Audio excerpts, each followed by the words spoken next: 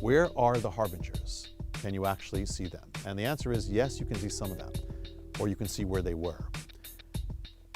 The Harbingers in Washington, D.C., of course, you can go to the Capitol building, and that's where the words were spoken, or where the words of Tom Daschle were spoken.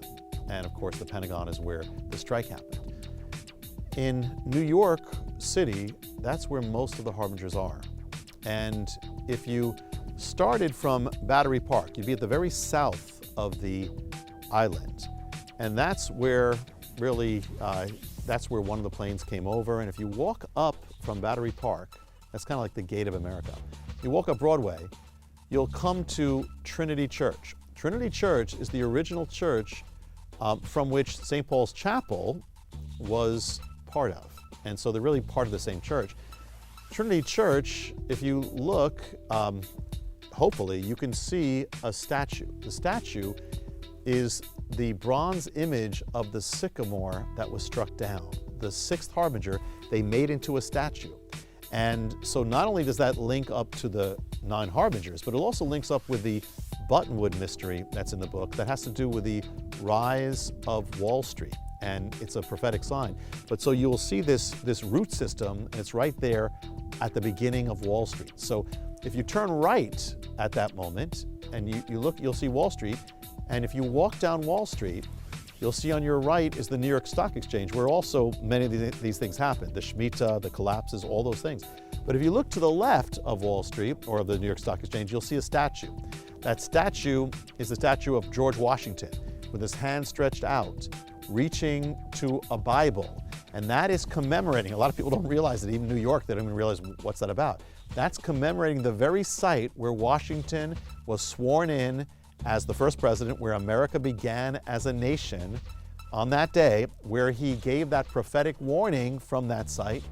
And then when he walked with the entire government to the next place we'll go to. But it's there, and it's on the steps of Federal Hall, which is a rebuilt version of the place where he was sworn in.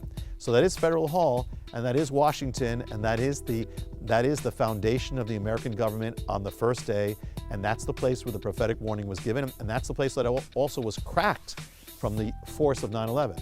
If you go back down Wall Street and to Broadway, make a right, and you'll head up, and you look across the street, you'll see a church. It's St. Paul's Chapel.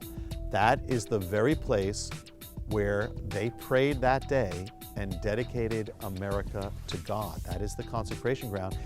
And it is the oldest building in continuous use in New York City.